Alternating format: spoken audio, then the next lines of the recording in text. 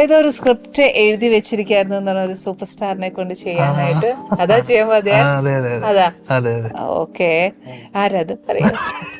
ഞാൻ അദ്ദേഹം പോലും ഇതുവരെ അറിഞ്ഞിട്ടില്ല. അദ്ദേഹമാണ് അതെ, സ്ക്രിപ്റ്റ് എല്ലാം ആയി, ready to start. Very good, all the best. പക്ഷെ ഈ പറഞ്ഞ പോലെ നിർത്തണ്ട, അഭിനയം നിർത്തണ്ട.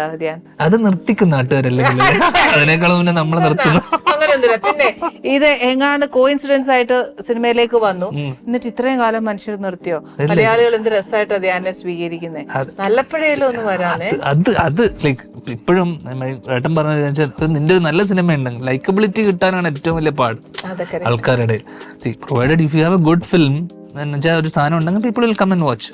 ഇത് പ്രോജക്ട് സിനിമക്ക് അനുസരിച്ചാണല്ലോ. എന്ന് വെച്ചാൽ ലാസ്റ്റ് സിനിമ പൊട്ടുവാണെങ്കിൽ ഒരു 5 പടം പൊട്ടിയാലും ഒരു നല്ല സിനിമ വരുമ്പോൾ ഇവിടുത്തെ ആൾക്കാർ സപ്പോർട്ട് ചെയ്യും, അത്രേ ഉള്ളൂ. അതിനെ ഞാൻ അങ്ങനെ കാണുന്നത്. പക്ഷെ എനിക്ക് ഇപ്പോഴും ആക്ടിങ് നിർത്താൻ പോവാണ് ഒരു കുറച്ചു കാലം, കുറച്ചു കാലത്തേക്കെന്നല്ല, ഇപ്പോഴും ഞാൻ ഈ ഫ്രണ്ട്സ് ക്ലോസ് സർക്കിളിലുള്ള കുറച്ച് കമ്മിറ്റ്മെന്റ്സ് ഒഴിച്ചു കഴിഞ്ഞാൽ അപ്പൊ അതായിരുന്നു കുഞ്ഞുനാള് പോലെയുള്ള ഒരു. കുഞ്ഞുനാളൊന്നുമല്ല, ഞാൻ AD ആയിട്ട് വന്നത് 2011 ആ സമയത്തൊക്കെ. അതും കോയിൻസിഡൻസ് ആയിരുന്നു. അപ്പം എന്തുവായിരുന്നു ഭാവിയിൽ ആഗ്രഹം? ഒരു ആഗ്രഹം ഒന്നും ആവാനില്ല, ഇതൊന്നും ഉണ്ടായിരുന്നില്ല. പഠിക്കണ്ടായിരുന്നോ? ഒന്നും പഠിച്ചപ്പോഴും ഇല്ലായിരുന്നോ? ചേച്ചി, ഞാൻ വീട്ടിൽ നിന്ന് പുറത്തായിട്ട് അച്ഛൻ പുറത്താക്കിയ സമയത്ത് മാമൻ എന്നെ വെറുതെ ഇരിക്കുന്ന സമയത്ത് മാമൻ എന്നോട് പറഞ്ഞു, നീ എന്റെ കൂടെ അസിസ്റ്റ് ചെയ്യാൻ പാന്ന് പറഞ്ഞിട്ട് ഞാൻ അങ്ങനെ വെറുതെ പോയതാ. രസമായിട്ട് പറഞ്ഞു, അച്ഛൻ എന്നെ പുറത്താക്കിയ സമയത്ത്. ഇതൊക്കെ ഒരു എല്ലാവർക്കും അറിയാവുന്നു. അല്ല, ശരിക്കും നമുക്ക് ഈ പഠിച്ചോണ്ടിരിക്കുന്ന സമയത്ത് പഠിച്ചില്ലല്ലോ, അതുകൊണ്ടാണല്ലോ പുറത്താക്കിയത്. പഠിച്ചോണ്ടിരുന്ന സമയമല്ല എനിക്ക്, പഠിച്ചില്ല.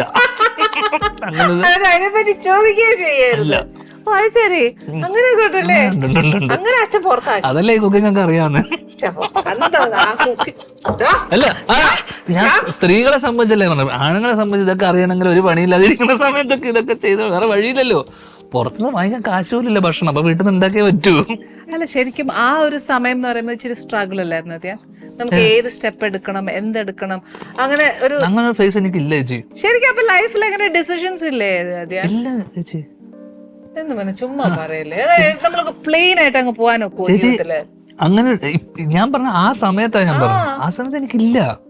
കാരണം അങ്ങനെയുള്ള ചേച്ചി, ഞാൻ മറ്റേ ചേച്ചി വളരെ ചെറിയ പ്രായത്തിൽ വന്നു, സിനിമയിൽ വന്നു. ചേച്ചിക്ക് അന്ന് ഡിസിഷൻ ഉണ്ട്. എന്ന് വെച്ചാൽ ഇവിടുത്തെ 90% ചെറുപ്പക്കാർക്കും അങ്ങനെ ഡിസിഷൻ ഇല്ലാത്ത ആൾക്കാരാണ്. ആ സത്യം, പലർക്കും ഇല്ല. 90 പോട്ടെ, ഒരു 95 കൂട്ടിയോ?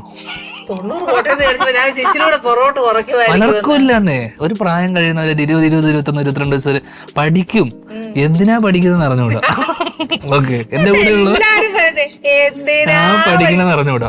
ഈ പഠിച്ചു കഴിഞ്ഞാൽ ഭയങ്കര ജീവിതം ഭയങ്കര സുഖമായിരിക്കും. പിന്നെയല്ലേ കഷ്ടപ്പാട്. കല്യാണം കഴിക്കണം. ഇപ്പൊ പെണ്ണ് കിട്ടാൻ, ജോലിയുള്ളവന് പെണ്ണ് കിട്ടുന്നുണ്ടോ? ഇല്ല. പെണ്ണ് കിട്ടി കഴിഞ്ഞാൽ സമാധാനം ഉണ്ടോ? ഇല്ല.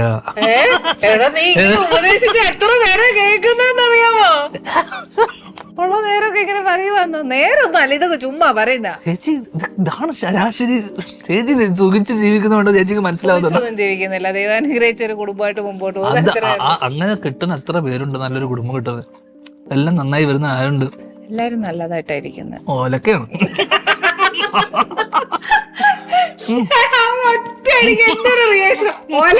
ഒന്നുമില്ലെന്ന്. വിനീത് എന്ത് ചെയ്തു? വിനീത് വഴക്ക് പറഞ്ഞിട്ടില്ലേ ഈസ്റ്റർ ദിനത്തിൽ? മലയാളത്തിന്റെ മനസ്സറിഞ്ഞ പ്രിയ താരങ്ങൾ പ്രേക്ഷകർക്കിടയിലേക്ക്. 1 മമ്മൂക്ക, 2 ചാക്കോച്ചൻ. പച്ച വെള്ളം കുടിക്കാൻ കിട്ടുന്നത് എന്റെ ഭാഗ്യമാണ്. പഴയ മിമിക്രിക്കാരനായിരുന്നു. അത് മറ്റേ സ്കിറ്റ് കളിക്കാൻ പോയിട്ടുണ്ട്. പിന്നെ സ്കിറ്റ് കളിക്കണത് വില്ലടിച്ചാൻ പാട്ടിന്റെ കൂടെയാണോ?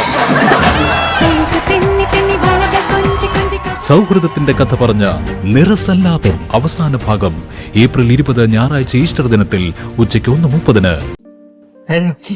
അനിയനെ വഴക്ക് പറയാൻ ഞാൻ വീട്ടിൽ അന്ന് അച്ഛന്റെ ഇതിലാണ് ഏട്ടൻ നിൽക്കുന്നത്. കാരണം അച്ഛന് സപ്പോർട്ടിലാണ് ഏട്ടൻ നിൽക്കുന്നത്. ഏട്ടൻ എങ്ങനെയെങ്കിലും വലിയൊരു സിനിമയിലോട്ട് വരാൻ നിൽക്കുമ്പോൾ എന്നെ വന്ന് സപ്പോർട്ട് ചെയ്ത് കഴിഞ്ഞാൽ ഏട്ടനെയും കൂടെ ചേർത്ത് പുറത്താക്കില്ലേ? അപ്പൊ ചെറുപ്പം മുതൽ. അപ്പൊ ഇദ്ദേഹത്തെ വെളിയിലാക്കിയപ്പോ ഇദ്ദേഹത്തിനും ഈ പറഞ്ഞ പോലെ ചുമ്മാ ഇരിക്കണ്ടെന്ന് പറഞ്ഞ അമ്മാവന്റെ സ്നേഹം കൊണ്ട് പോകുന്നതാ. അമ്മാവനോട് അച്ഛൻ പറഞ്ഞു, അവനെ നീ സപ്പോർട്ട് ചെയ്യണമെങ്കിൽ നിന്നെ ഞാൻ സപ്പോർട്ട് ചെയ്യില്ല. പുള്ളിയെ വെളിയിലാക്കി.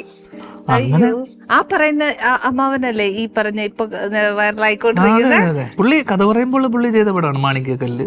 ഓ അത് ശരി. ഇപ്പൊ അച്ഛൻ എന്നാ പറയുന്നു? ആദ്യം പുറത്താക്കിയത് നന്നായി എന്ന് ചിന്തിച്ചിട്ട് ഇപ്പൊ ഞാനും അച്ഛനും കൂടെ ഏട്ടനെ പുറത്താക്കാൻ വേണ്ടി ആലോചിക്കുക. എന്താ കാര്യം പാവമുണ്ട് കേട്ടോ, അച്ഛനെ ഫുൾ സപ്പോർട്ട് ചെയ്ത് നടന്നോണ്ടിരുന്ന മോനെ. ചേച്ചി, കാരണം ഒരു പ്രായം കഴിയുമ്പോ മക്കള് വീട്ടിൽ നിൽക്കണം. ഓക്കെ, ഇപ്പൊ വീട്ടിൽ കൃത്യമായി വന്ന് നിൽക്കുന്നതും താമസിക്കുന്നതും അല്ല അച്ഛൻ്റെ വഴി കാര്യങ്ങൾ നോക്ക് ഞാനാ അല്ലേ? ആ സമയത്ത് അച്ഛൻ എന്നെ നമ്മൾ ആവശ്യമില്ല നല്ല പ്രായത്തില്. ഇപ്പൊ അപ്പൊ ഇപ്പോഴും വയസ്സായ വാർദ്ധക്യകാലത്തിൽ മക്കള് വീട്ടിലുണ്ടാവുക എന്ന് പറയുന്നത് അച്ഛനമ്മമാരെ സംബന്ധിച്ചിടത്തോളം വലിയ സന്തോഷം. കാര്യം തന്നെ. എനിക്ക് സമയമില്ല, ഷൂട്ടിന്റെ തിരക്കിലാണെങ്കിൽ പോലും. ബട്ട് സ്റ്റിൽ നമ്മള് ഇടയ്ക്കൊന്ന് വന്ന അച്ഛനമ്മയുടെ കാര്യം. അല്ല, അങ്ങനെ ഇരിക്കുന്ന സമയത്ത് ഞാൻ 3 പടം എറണാകുളത്ത് പിടിക്കും അടുപ്പിച്ച്. അപ്പൊ വീട്ടിൽ പോയി വരാലോ.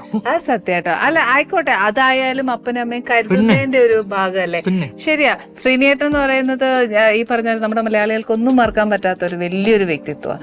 അത് പറയാതിരിക്കാൻ പറ്റില്ല. എന്റെ ജീവിതത്തിൽ ഒട്ടുമില്ല, ഞാൻ പറയത്തില്ലേ. കാര്യം ശ്രീനിയേട്ടൻ കാരണമാണെന്ന് ഞാൻ അത് പറയാതിരിക്കാൻ പറ്റില്ല. I M so happy. കരിയറിൽ അല്ല, ജീവിതത്തിൽ അത് സിനിമ എന്ത് സിനിമയായിരുന്നല്ലേ എന്തൊക്കെ പറഞ്ഞാല്. സത്യട്ടോ, ആ സിനിമ എനിക്ക് ഒരിക്കലും മറക്കാൻ പറ്റത്തില്ല. ഇന്നും ശ്രുതി അല്ലെങ്കിൽ മഴയത്ത് മുൻപേ എന്നൊരു ഐഡന്റിഫിക്കേഷനാണ് എനിക്ക് ഇപ്പോഴും തരുന്നത്. അത് ശ്രീനേട്ടനും കമൽ സാറും എടുത്ത ഒരു ഏറ്റവും വലിയൊരു റിസ്ക് ആണെന്ന് തന്നെ പറയും. പക്ഷെ റിസ്ക് എനിക്ക് സ്റ്റേറ്റ് അവാർഡല്ലേ ബെസ്റ്റ് സ്ക്രീൻ പ്ലേ മഴയത്ത് മുൻപേ, ബെസ്റ്റ് ഫിലിം ഒത്തിരി കിട്ടി ശരിക്കും. ഈവൻ സ്ക്രീൻ അവാർഡ് വരെ അങ്ങോട്ട് വരെ പോയതാ. So happy still. ആ ഒരു ഇതാണ് ഇപ്പൊ എനിക്ക് ഈ ഒരു ഷോ നടത്താൻ പോലും എന്റെ പ്രേക്ഷകർ എന്നോടൊപ്പം നിൽക്കുന്നുണ്ട്. ശ്രീനേട്ടനോട് എപ്പോ കടപ്പാട് തീരാനാ. ഞാൻ ഈയിടെ കണ്ടു 2 എഴുതുവോ എന്നാ നമുക്കൊന്ന് അഭിനയിച്ചേക്കാന്ന് പറയുകയും ചെയ്തു. Ali's Kitchen. Let's cook with love.